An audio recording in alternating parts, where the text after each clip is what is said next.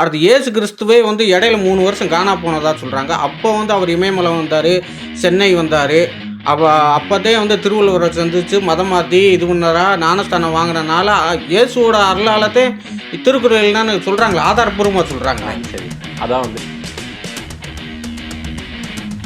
கபாலீஸ்வரர் கோயிலுக்கு முன்னாடி, கபாலீஸ்வரர் கோயிலுக்கு வரக்கு முன்னாடி அந்த இடத்துல ஒரு சர்ச் இருந்துச்சு அப்படின்னு சொல்லி ஒரு விஷயம் சொன்னீங்க. அதை பற்றி கொஞ்சம் சொல்லுங்க. வீரமாமுனிவர்னு சொல்கிறோம், நம்ம படிச்சுட்டு இருக்கோம். அவர் வந்து திருக்குறளை படிச்சுட்டு இந்துவாக தானே மாறி இருக்காரு. இந்துவாக மாறி அப்படி தானே இது பண்ணியிருக்காரு. இதை போய் நீங்கள் வந்து திருக்குறளை வச்சு அவர் கிறிஸ்துவத்தை பரப்புறாருன்னு சொல்கிறது எந்த அளவுக்கு நான் ஏற்றுக்கொள்ள முடியாததாக இருக்கேன்.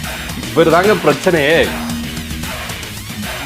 சொன்ன கேட்ட கேள்விக்கு பதில், சொல்ல வந்த கருத்து என்ன, ரொம்ப எளிமையா, ரொம்ப என்ன சொல்ற, நம்ம யாருங்கிறத உலகத்தை நிரூபிக்கிறத விட நம்ம என்ன சொல்ல வர்றோம் எல்லாருக்கும் புரியுதா அப்படிங்கிற ஒரு ரொம்ப சிம்பிளான 2 அடியிலே அழகழகா வந்து விஷயத்த சொன்னவர் திருவள்ளுவர். அப்போ சரி, இப்போ நீங்கள் சொல்கிறதெல்லாம் உண்மை, ஓகே ஜி. இப்போ நான் என்ன சொல்கிறேன்னா, எல்லா நூலுமே யார் எழுதுனாங்களோ அவங்களே கொண்டு வந்திருக்க மாட்டாங்க மக்களுக்கு, உலகத்துக்கு. கண்டிப்பாக. அதே மாதிரி இப்போ திருக்குறள் எழுதியிருக்காரு திருவள்ளுவர். ஆமாம். அதை யார் நமக்கு மொழிபெயர்த்து கொடுத்தா இல்லை தொகுத்து கொடுத்தது யாருன்னு சொல்ல முடியுமா ஜி? 12 திருமுறைகள். ஆமாம். அது எங்கே கடந்தது? சிதம்பரத்தில் கடந்தது. ஸோ வந்து 12 தேவாரம் திருவாசம்லாம் ஒலைச்சுவடையில் கடந்தது. சோழர்கள்லாம் எடுத்து அடுத்த லெவலுக்கு எடுத்துகிட்டு வந்தாங்க. அது வந்து அப்போ 12 தேவாரம் திருவாசகம் வந்து வழிபாட்டு நூலாக கோயிலுக்குள்ளே இருந்திருக்கு. இப்போது நீங்கள் சில சிவாலயங்கள் போனீங்கன்னா நடராஜர் சன்னதியில் 12 திருமுறை ஒரு கிளாஸில் போட்டு லாக் பண்ணி வச்சுருப்பாங்க. எல்லா இடத்துலையும் பார்க்கலாம், திருவண்ணாமலை எல்லா இடத்துலையும் பார்க்கலாம். அப்பேற்பட்ட ஒரு விஷயத்தை தான் சோழர்கள் வெளிக்கொண்டு வந்தாங்க. இது வந்து மக்களுக்கும் ரீச் ஆகணும் அப்படின்னு சொல்லி. அப்போ என்னென்னா அதே மாதிரி தான் திருக்குறள் வந்து முதல்ல ஓலைச்சுவடியிலேருந்து தான் அடுத்தடுத்து ஃபஸ்ட்டு போயிட்டே இருந்தது. இதை வந்து மொழிபெயர்ப்புங்கிறதுக்கு ஒன்றுமே இல்லை, விளக்க உரை. அந்த குறள் இருக்குல்ல, என்ன ஒரு விஷயம், நான் திருவள்ளுவரை நம்ம உள்ளே போயிட்டோன்னா மொதல் விஷயம் என்னென்னா நம்ம கருத்தியல் ரீதியாக எளிமையாயிரும், ரொம்ப பேச மாட்டோம். திருக்குறளை வந்து ஓலைச்சுவடியிலேருந்து டைரெக்டாக எடுத்து அதை இன்னும் கொஞ்சம் விளக்க உரை எளிதாக்கி நிறைய பேர் கொடுத்துருக்காங்க. இப்போ ஃபஸ்ட்டு அடியே எடுத்துக்க, அகர முதல எழுத்தெல்லாம் ஆதிபவன் முதற்றே உலகு. அப்போ அதை படித்து பல பேருக்கு புரிஞ்சிடும். இப்போ உங்களுக்குலாம் புரிஞ்சிடும், அதை படித்தாவே சரி இது எல்லா எழுத்துக்களுமே வந்து இறைவனுக்கு சமர்ப்பணம், அவர் மூலமாக வந்ததுங்கிறத குறள்லே சொல்கிறாரு. இது யாருமே ஆனால் ஒரு 5th ஸ்டாண்டர்டில் நீங்களும் நானும் படிச்சிருந்தா அது புரியுமா? புரியாது. அதை இன்னும் கொஞ்சம் ஒரு 2 அடியில் இருக்கு, ஒரு 5 அடியில் அதை விளக்கமாக இன்னும் கொஞ்சம் எளிதான தமிழில் கொடுத்துருக்காங்க. மொழிபெயர்ப்புன்னு நம்ம இதுக்குள்ளேருந்து இன்னொன்று இதுக்கு பெயர்ப்பு பண்ணல. ஆனால் கருணாநிதி அவர்கள் கடவுள் வாழ்த்தில் மட்டும் கடவுள் இறைவன்கிற மிக அருமையான வார்த்தைகளை நீக்கியிருக்காரு. அதுக்கான ஆதாரங்கள் இருக்குது. அது ஏன் பண்ணாங்கன்னு அவங்க கட்சி வந்து விளக்கம் சொல்லணும். ஏன் நீக்கினாங்க? நீங்கள் விளக்க உரை கொடுக்குறப்ப கூட சில முக்கியமான, இப்போ வந்து அகர முதல் எழுத்து ஆதிபகவான் முதற்றே உலக வந்து இது பண்ணால் இந்த எழுத்துக்கள் பகவானுக்கு சமர்ப்பணம்ங்கிற விஷயத்த சொல்கிறாங்க. இந்த எழுத்துக்கள் தலைவனுக்கு சமர்ப்பணம்னு சொல்கிறதுக்கும் வித்தியாசம் இருக்குல்ல. அந்த மாதிரி விஷயங்கள் நடந்திருக்கு. அதுதான் முக்கியமானது. மொழிபெயர்ப்புங்கிறது வந்து விட வந்து விளக்க உரை தான் அதிகமாக போயிருக்கு. கபாலீஸ்வரர் கோயிலுக்கு முன்னாடி, கபாலீஸ்வரர் கோயிலுக்கு வரக்கு முன்னாடி அந்த இடத்துல ஒரு சர்ச் இருந்துச்சு அப்படின்னு சொல்லி ஒரு விஷயம் சொன்னீங்க. அதை பற்றி கொஞ்சம் சொல்லுங்க ஜி. அது என்ன அப்படின்னா, இப்போ மெட்ராஸ் கிறிஸ்டியன் காலேஜில் ஃபஸ்ட்டு சொன்னாங்கல்ல, இது மாதிரி வந்து அந்த பாதிரியார் கூட்டமைப்பில் திருவள்ளுவர் வந்து கிறிஸ்தவ மதத்தை சேர்ந்தவர்னு சொல்கிறாங்க, சொல்லிடுறாங்க. எல்லாம் சொன்ன உடனே நம்ம மத உணர்வாளர்கள், இந்து மத உணர்வாளர்கள் வந்து இப்போ நான் சொன்ன விஷயத்தை தான் சொல்கிறாங்க. ஸோ வந்து கபாலீஸ்வரர் கோயிலில் திருவள்ளுவருக்கு சிலை இருக்குது, ஏகாம்பரேஸ்வரர் கோயிலில் திருவள்ளுவருக்கு சிலை இருக்குது அப்படிங்கிற விஷயம் திருவள்ளுவரை நாங்கள் கும்பிட்றோம்னு சொல்கிறாங்க.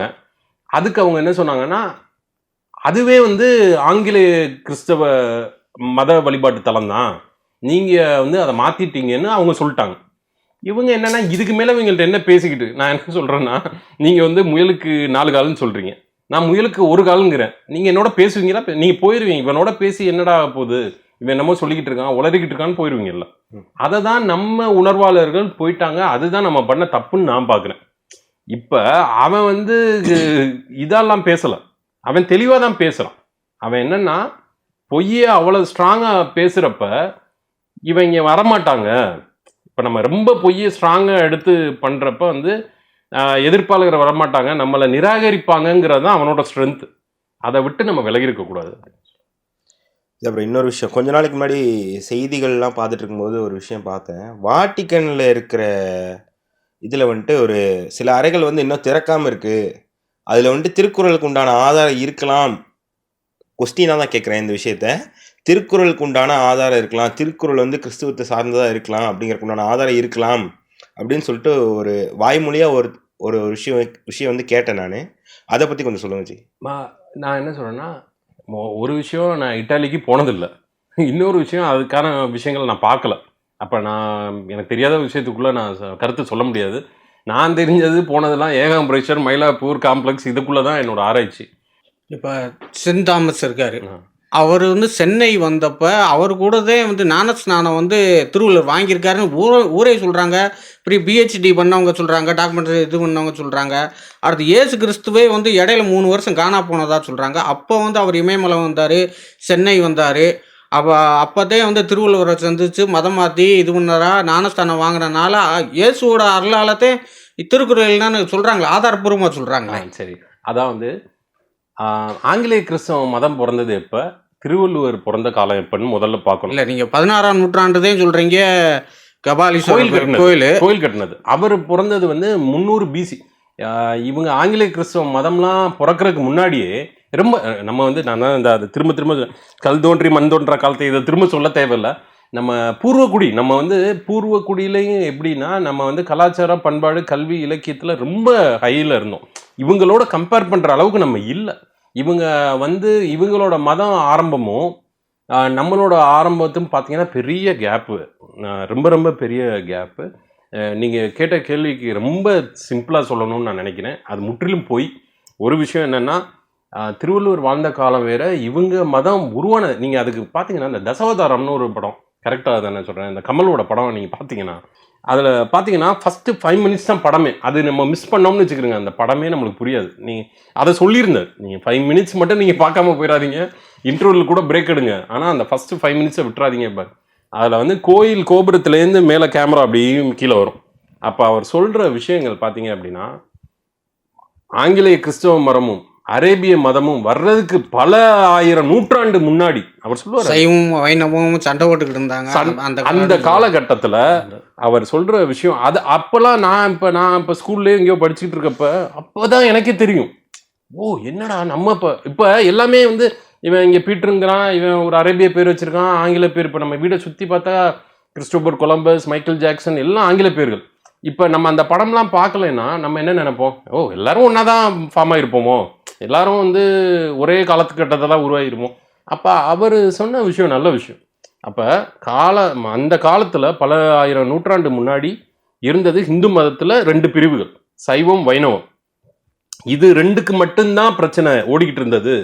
அதை வந்து சோழர்கள் எதிர்த்தாங்க, வைணவத்தை எதிர்த்தாங்க.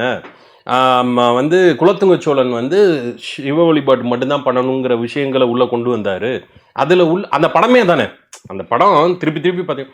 அப்போ நான் என்ன சொல்கிறேன்னா, அந்த காலத்தில் வந்து மதம்னு பார்த்தா நம்ம ஹிந்து மதம் நம்மளுக்குள்ளேயே சண்டை போட்டுட்டு இருந்தோம், நம்ம பங்காளிகளுக்குள்ளே சண்டை போட்டுக்கிறோம்ல அவங்களேயர் வர்றதுக்கு முன்னாடி. அப்போ திருவள்ளுவர் யார் கூட சண்டை போட்டிருப்பாரு? திருவள்ளுவர் யாரோட சண்டை போட்டிருப்பாரு? சைவம் சொல்றீங்க. ஆமா, அப்புறம் அவரும் வந்து இதா தானே இருந்திருப்பாரு, ஏதா இருந்திருப்பாரு, இது வைணவருக்கு ஆப்போசிட்டா இருந்திருப்பாரு. அதான் நான் என்ன சொல்றேன் வரேன்னா, அவரு நம்மளுக்கு என்ன இன்ஃபர்மேஷன் கிடைச்சதோ அதை வச்சு தானே நம்ம உண்மையை கொண்டு வர முடியும். இப்போ நான் என்ன சொல்றேன்னா, இவங்க சண்டை போட்டாங்களா இல்லையாங்கிற எனக்கு வந்து என்ன ஒரு விஷயம்னா, கண்ணால் பார்க்குற விஷயங்கள் 2 விஷயம்தான். தொல்லியல் ரீதியாக எனக்கு தெரிஞ்ச டேலண்ட்டை வச்சு லிட்ரேச்சரோட தொல்லியலில் தான் நான் ஸ்ட்ராங்கு. இந்த கல்லுகளை பார்க்குறது, அதில் கார்பன் டேட் பண்ணுறது, அதில் என்னென்ன சிம்பிள்ஸ், ஹெலியோகிராஃபிக், ஈஜிப்சியன் அந்த சர்டிஃபைடு லைசன்ஸ் இருக்கு எனக்கு. ஹெலியோகிராஃபிக்னா ஒவ்வொரு விஷயம் வந்து என்ன சொல்ல வர்றாங்க, கல்கள் மூலம், சிற்பங்கள் மூலம் என்ன சொல்ல வர்றாங்க.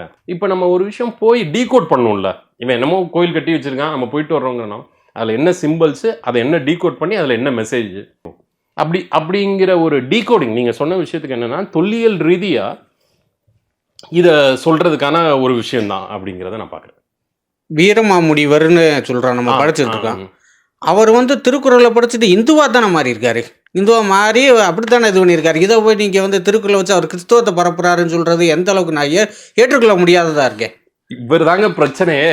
ஆக்சுவலாக வீரமாமுனிவர் என்ன பண்ணிட்டார்னா, நிறைய விஷயங்கள் வந்து அவங்களுக்கு ஏற்ற மாதிரி மொழிபெயர்ப்புங்கிற பேரில் பல விஷயங்களை மாற்றி மாற்றி எழுதுறது வந்து ஏங்க அவர் வந்து உண்மையிலே ஒரு ஞானியாக இருந்தால் அவர் நல்ல விதமாக ஆங்கிலத்தில் எழுதிட்டு போயிடணுங்க. தமிழில் வந்து திருக்குறள் நான் என்ன யதார்த்தமாக கேட்குறேன். நான் வந்து ஒரு ஆராய்ச்சியாளருங்கிற சிந்தனை எனக்கு இல்லை. நான் சாமானியனாக கீழே நான் அப்படி போனாலும் நான் திரும்ப கீழே வந்து தான் கேட்கணும்னு நினைக்கிறேன். ஏன்னா நான் சொல்கிறேன், வீரமாமுனிவர்னு ஒருத்தர் இருந்தார். அவர் ஆங்கிலேய மதத்தை சேர்ந்தவர். அவர் இங்கே வர்றாரு. அவர் தமிழில் திருக்குறள் ஆல்ரெடி இருக்குங்க, எல்லாரும் படிச்சுக்கிட்டு இருக்காங்க. இவர் எதுக்குங்க திரும்ப தமிழில் எழுதணும்? அவர் ஆங்கிலத்தில் எழுதணும். ஆங்கிலத்தில் எழுதிட்டு போயிடலாம். அப்போ மொழிபெயர்ப்புங்கிற பேரில் சில விஷயங்களை நீக்கிறது, சில விஷயங்களை இது பண்ணுறது. முக்கியமாக வந்து என்ன அப்படின்னா, வீரமாமுனிவரை கொண்டாடுற அளவுக்கு அவர் ஒன்றும் பெருசாக அது தேவையில்லாத வேலைன்னு தான் நான் சொல்லுவேன். ஏன்னா ஒரு நல்ல எஸ்டாப்ளிஷ்டாக இருக்க தமிழில் இருக்க ஒரு விஷயத்த உங்கள் நாட்டுக்கு நீங்கள் எடுத்துகிட்டு போனால் மொழிபெயர்ப்பு பண்ணி எடுத்துகிட்டு போயிருங்க. ஸோ வந்து நல்ல லாங்குவேஜில் எடுத்துகிட்டு போய் அங்கேயே கொண்டு போகும். நீங்கள் கேட்டதுக்கு நான் ஒரு எதிர்கேள்வி கேட்குறேன். தமிழில் தான் ஆல்ரெடி இருக்குல்ல, நீங்கள் ஏன் திரும்ப தமிழில் பண்ணுறீங்க தான் என்னோட கேள்வி. இவர் நல்ல கருத்துக்களை கூடுதலாக மக்கள் தெரிஞ்சுக்கிறதும் செஞ்சுருப்பாரு. இல்லை, இதில் நான் வந்து உடன்படுறதுக்கு வந்து எனக்கு வந்து என்னென்னா, என்னை பொறுத்தவரையும் வந்து இது தேவையில்லாத விஷயந்தான் சொல்கிறேன். இப்போ நான் வந்து என்ன அப்படின்னா, கம்பராமாயணம் இருக்குன்னா கம்பராமாயணம் அவர் எழுதின ஸ்லாங்லேயே நான் படிச்சுட்டு போகிறது தான் நல்லது. நான் வந்து இதை இன்னும் சிறப்பாக்குறேன்னு நினைக்கிறதே மிகப்பெரிய பிழை நான் பண்ணுறேன். கம்பருக்கு ஒரு என்ன சொல்கிறது, கம்பரை இழிவுபடுத்துகிற செயல் தான் நான் பார்க்குறேன். அவர் ஒரு காலத்தில் அவர் ஒரு ஞானியாக இருந்து எழுதின விஷயத்த நான் நல்ல மனுஷனாக இருந்தேன்னா, நான் என் மதத்தில் பற்றா இருக்குன்னா, கம்பராமாயணமும் படிச்சுட்டு அதில் விஷயங்களை புரிஞ்சுட்டு நான் போய்கிட்டே இருக்கும். இல்லை முடிஞ்சால் ஒரு 10 புக்கை வாங்கி கம்பராமாயணத்தை கம்பர் எழுதுனா அதை வாங்கி கொடுத்துருப்போம். நான் இன்னும் சிறப்பு பண்ணுறேன்னு சொல்லி அவரோட சொல்லியல் ரீதியாகவும் நான் வர முடியாது, அவரோட கருத்தியல் ரீதியாகவும் வர முடியாது, அவரோட ஞானமும் வர முடியாதுங்கிறது தான் என்னோட.